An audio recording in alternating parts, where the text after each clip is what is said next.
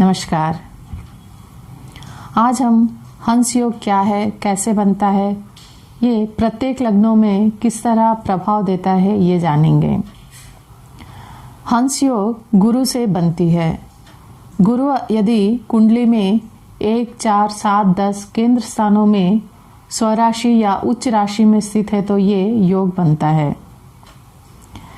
गुरु का स्वराशि है धनु राशि, मीन राशि और उच्च राशि है कर्क राशि।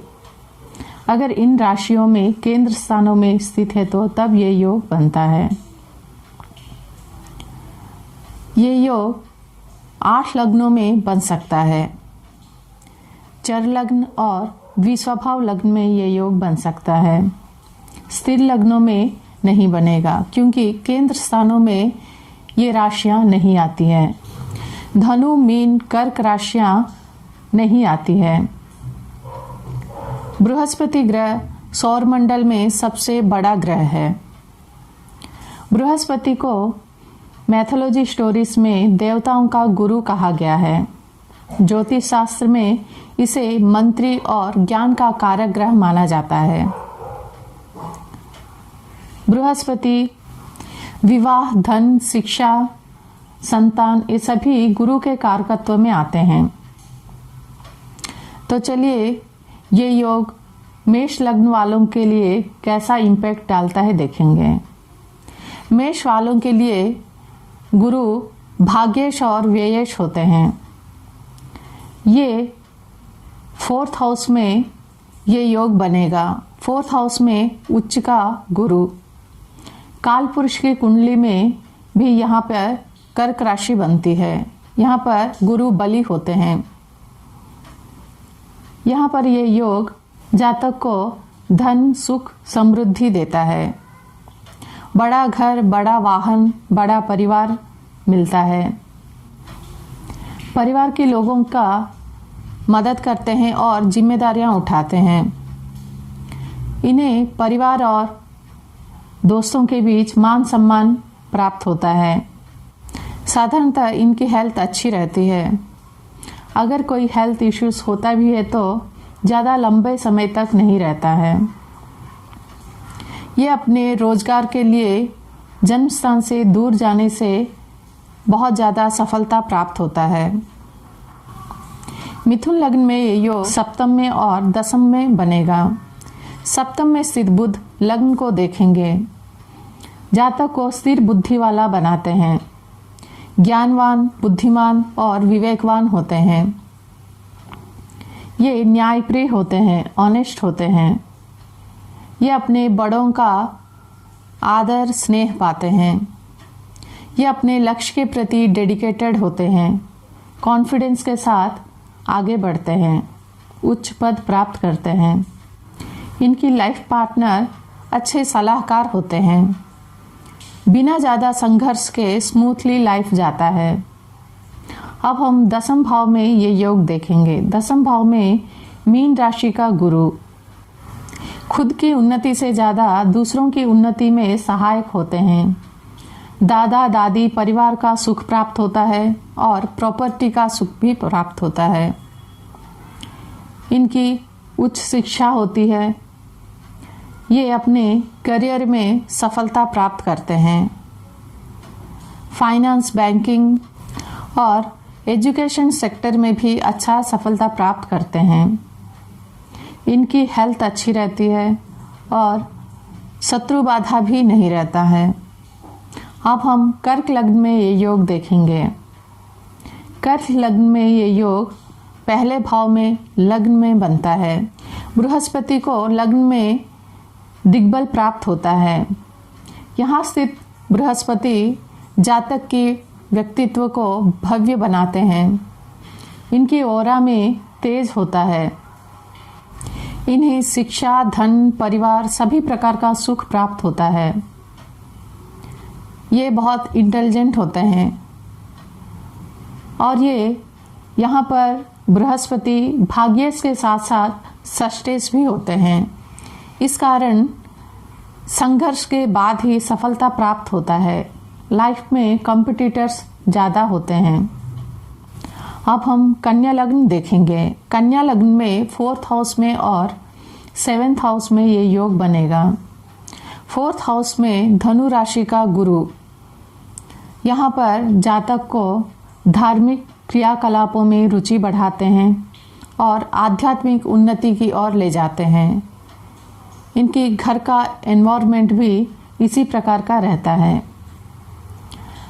ये अपने परिवार का और माता का सुख प्राप्त करते हैं, माँ का सलाह मानते हैं। ये समाज की भलाई के लिए, जन कल्याण के लिए काम करते हैं।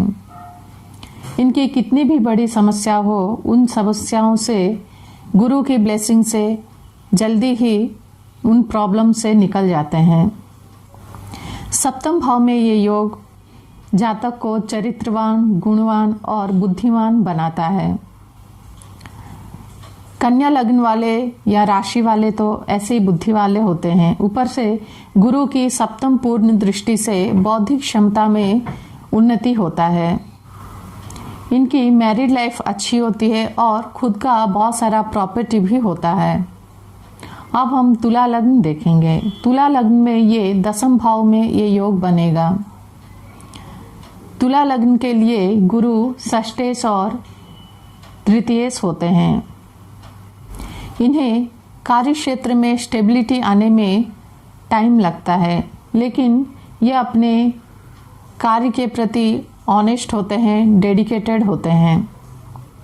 ये योग इन लग्न वालों के लिए बहुत ज़्यादा फायदा नहीं होता है, लेकिन चंद्रमा की स्थिति शुभ हो तो कुछ हद तक फायदा हो सकता है। अब हम धनु लग्न देखेंगे। धनु लग्न में ये योग लग्न में और 4th हाउस में बनेगा। लग्न में गुरु अपनी मूल त्रिकोण राशि में दिग्बल होकर बैठना बहुत अच्छा माना गया है। इनकी मैग्नेटिक पर्सनालिटी होती है और इनकी बौद्धिक स्तर बहुत अच्छी होती है। ये पॉजिटिव थिंकिंग वाले होते हैं। ये अपने मेहनत से बड़े पद तक पहुंचते हैं। इन्हें धन, शिक्षा, विवाह, संतान सभी प्रकार का सुख प्राप्त होता है। 4th हाउस में ये योग मीन राशि में बनेगा। ये लाइफ में जो भी प्राप्त करते हैं उसमें इन्हें संतुष्टि मिलती है। मानसिक रूप से ये सैटिस्फाइड होते हैं। वाहन और प्रॉपर्टी का सुख भी प्राप्त होता है। अब हम मकर लग्न देखेंगे। मकर लग्न में ये योग 7th हाउस में बनेगा। गुरु यहाँ पर तृतीयेश और व्ययेश होते हैं।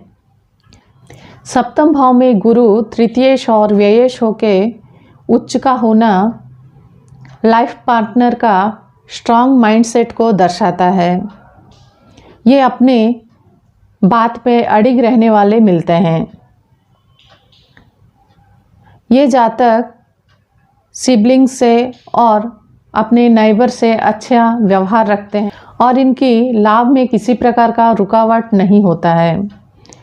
इनकी लाइफ में जो भी इच्छाएं होती है वो पूर्ति होती है। अब हम मीन लग्न देखेंगे। मीन लग्न में ये योग पहले भाव में और 10th भाव में बनेगा। पहले भाव में ये योग जातक को बुद्धिमान, ज्ञानवान, चरित्रवान बनाता है और भाग्य में वृद्धि होती है। ये आध्यात्मिक उन्नति की ओर ले जाता है। ये लोग खुद से ज़्यादा दूसरों की चिंता करते हैं, परिवार की चिंता करते हैं और दूसरों के भलाई के लिए काम करते हैं। हो सकता है कि इन्हें प्रोफेशनल लाइफ में ज़्यादा बदलाव की स्थिति हो, लेकिन प्रोफेशनल लाइफ और पर्सनल लाइफ में दोनों में भी ये सैटिस्फाइड रहते हैं। अब हम 10th भाव में ये योग देखेंगे। 10th भाव में ये योग धनु राशि में बनेगा। यहाँ पर ये योग जातक को पर्सनल लाइफ से ज़्यादा प्रोफेशनल लाइफ में डेडिकेटेड बनाता है।